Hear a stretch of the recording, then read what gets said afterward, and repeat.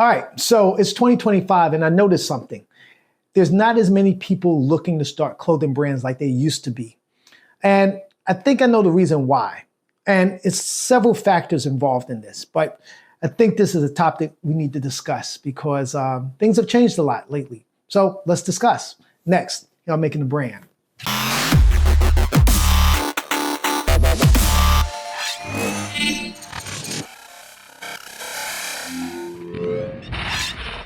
What's up, everybody? Rob Norman here from Planet Brooklyn Academy, and this is Making a Brand Season 2, the series where I give you a little insider knowledge on how to start a clothing brand, and if you already have one, how to make it better.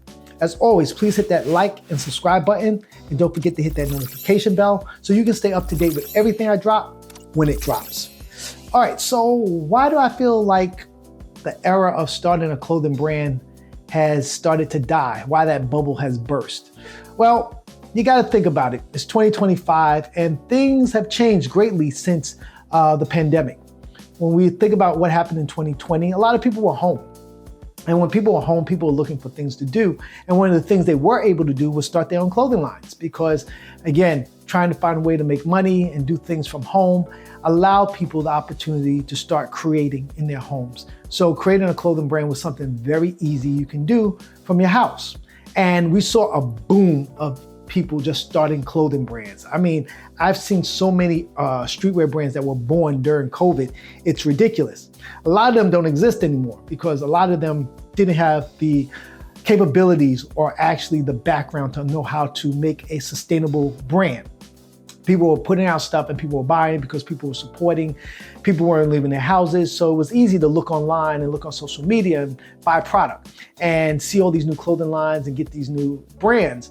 But now, as I said, as you go forward and you think 4 years, 5 years past when the pandemic started, things have changed and people have started to go back out. People are shopping again.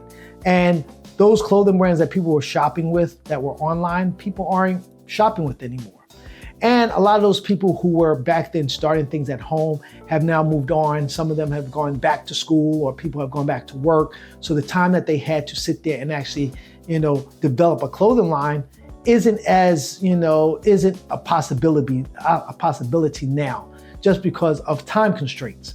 Now that a lot of companies are asking people to come back and work, to be in the office 5 days a week, opposed to where people were able to come in 2 to 3 times a week, and other times they were working remotely from home. So while you're working remotely, you're able to work on your clothing brand and develop new product and work on your social media and also do your regular job. But now with that changing, people don't have that luxury. So a lot of people had to put that clothing brand that they started now on the back burner.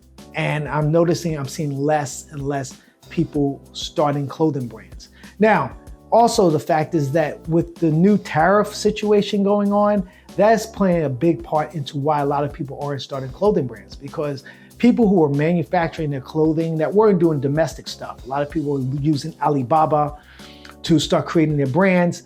Now, knowing that Alibaba, most of the manufacturers are from China, people are looking to use them, and with tariffs, that means more prices. The prices are going to go up on the production of things coming out of those, factories. So that means people domestically here in the States trying to create those brands that they were using overseas factories now know it's going to cost more. So that means they're going to have to charge more to their consumers.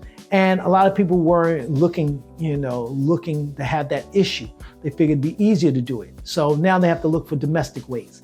And domestic ways are getting expensive too, because of course we have labor laws and we have different things, fair wages. So when you produce things here in the States, it costs you more because you're paying fair wages for manufacturers. You're also paying a markup because it's made here, and certain things have to be flown in from overseas, which will raise the price on things.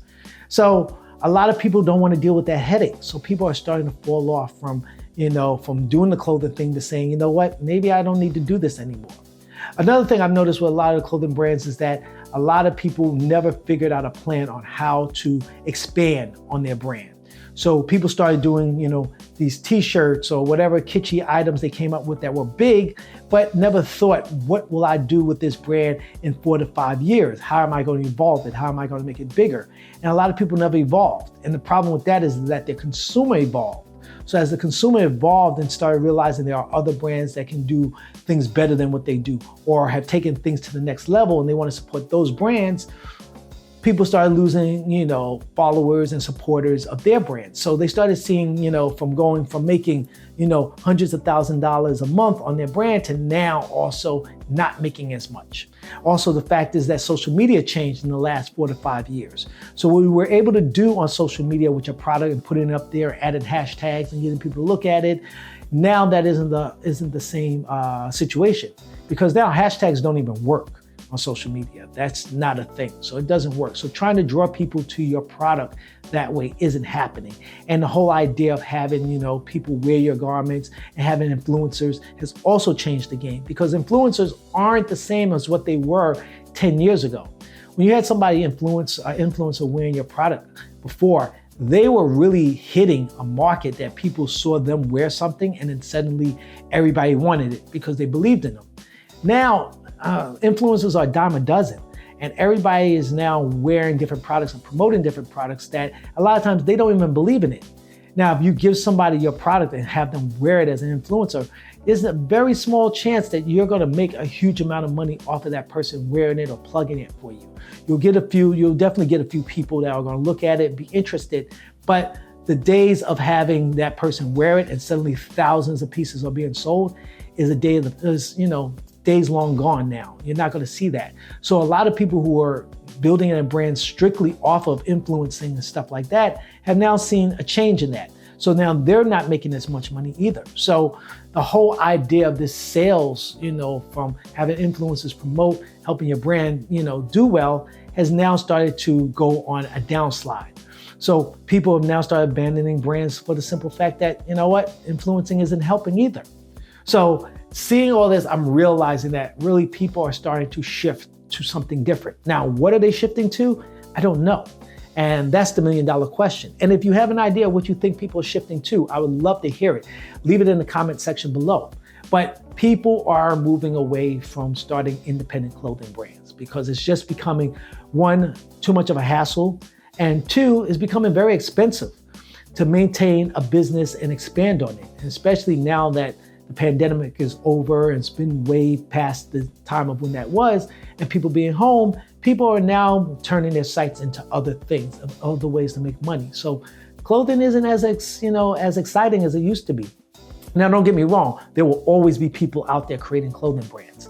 But the idea of there being this bubble of everybody trying to do is what we saw in 2020.